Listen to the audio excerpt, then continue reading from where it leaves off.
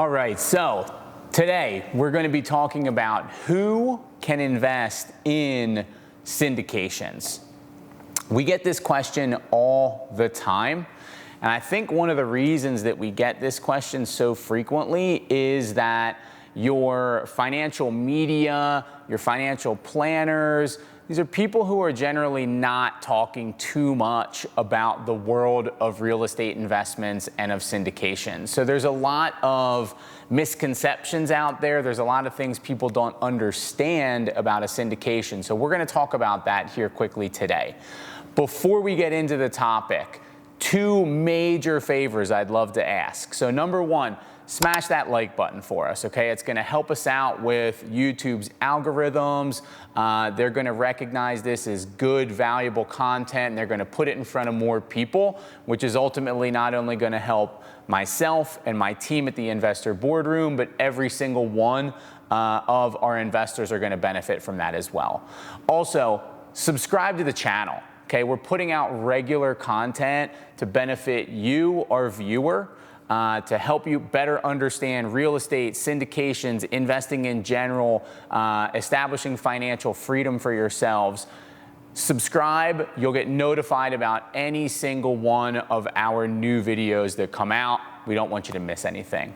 So, that being said, multifamily apartment syndications is what our team at the Investor Boardroom really specialize in. So first and foremost, what the heck is a syndication? So all that means is that we are assembling a pool of people. We're building a team of people, and we're utilizing the collective resources of that team, right? We're stacking all those resources on top of one another, and that's what allows us to go out and acquire large, multi-million-dollar pieces of real estate. As a standalone investor, I might be limited to buying a single-family rental property, or a duplex, or a triplex, or a 10-unit complex. What most people don't realize is that large multifamily apartment complexes are a more stable investment than your single family or your small apartment complexes. They're also much easier to run. And so what that means is that in the grand scheme of things, the larger your piece of residential real estate, the more doors, a lot of times the more profitable for the investor that deal can become, right? But if you're looking at 100 doors versus 2 doors, you're talking about a much different price tag. And there's not a lot of people that can stroke the check to be able to buy that 100-unit apartment complex. So what used to happen years and years ago is that the ultra wealthy were really the only people that could buy these types of assets.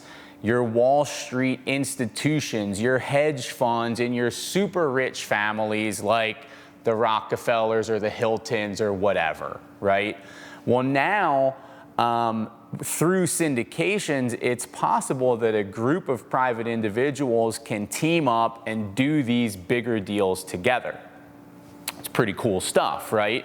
Now, there are some limitations to that. Not just anyone can invest in a syndication. These are rules that are set forth through the SEC, the Securities and Exchange Commission, and what they're trying to do is they're trying to protect people from shady people selling them a pipe dream, right? This is almost like if you've seen The Wolf of Wall Street, I think of this as like the Jordan Belfort rule, right?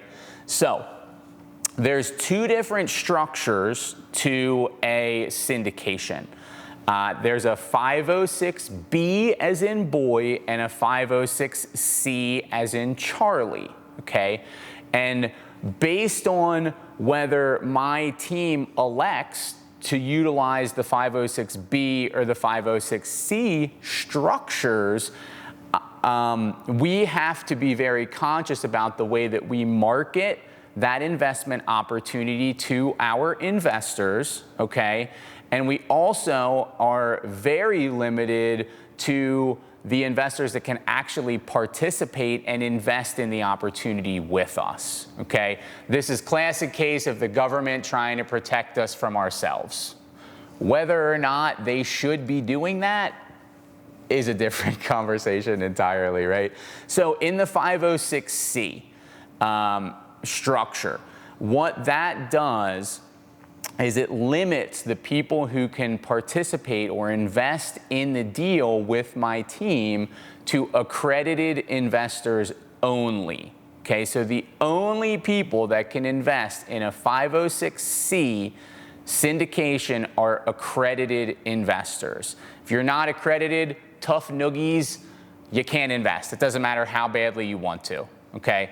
If you're not an accredited investor, or you don't know if you're an accredited investor, you're probably not, but you qualify based off of either income or net worth. So in effect, what the SEC is doing is they're saying if you're already rich or if you make enough money per year, then we don't really care what investments you get into. If you lose money, it's your own darn fault, right?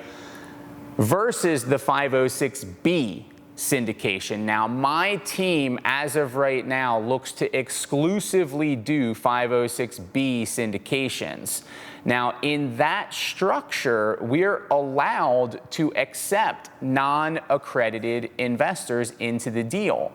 I love this personally myself. I was not an accredited investor when I got into real estate. So if it were me trying to get into real estate, I would not have been able to participate in other investments if they were 506Cs. That would have cut me out of being able to invest in real estate. I might not be here today as a real estate entrepreneur with multiple real estate businesses, right? So I don't think it's right for us to sit here and say you can or you cannot invest in something that you're interested in based off of your net worth or your income. I don't think that's right. I don't think that's my place to do. Quite frankly, I don't think it's Uncle Sam's right or place to do that either, but again, that's neither here nor there. So in the 506Bs, we can bring on non-accredited investors. We can also have accredited investors into our deals, so we can actually accept both, okay? Now, here's the big difference if I'm running a 506B syndication. You will never see me marketing the investment opportunity publicly. You won't see it on my Facebook. You won't see it on my Instagram. You're not going to see a specific deal, a specific investment opportunity anywhere unless I have a pre-existing relationship with you.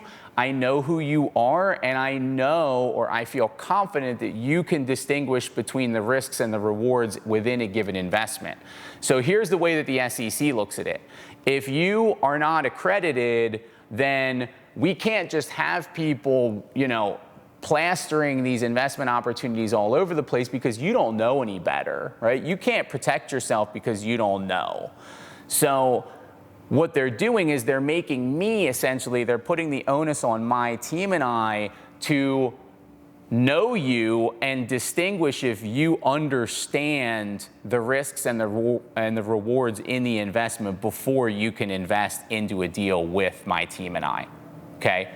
Now, again, as of right now, we only do 506B as in boy, where we bring in non-accredited investors. This is something that we feel really passionately about, that great investment opportunities should not only be reserved for the wealthy, the high income earners, right? So we want to really kind of democratize this investment opportunity and make it available to anybody that knows us.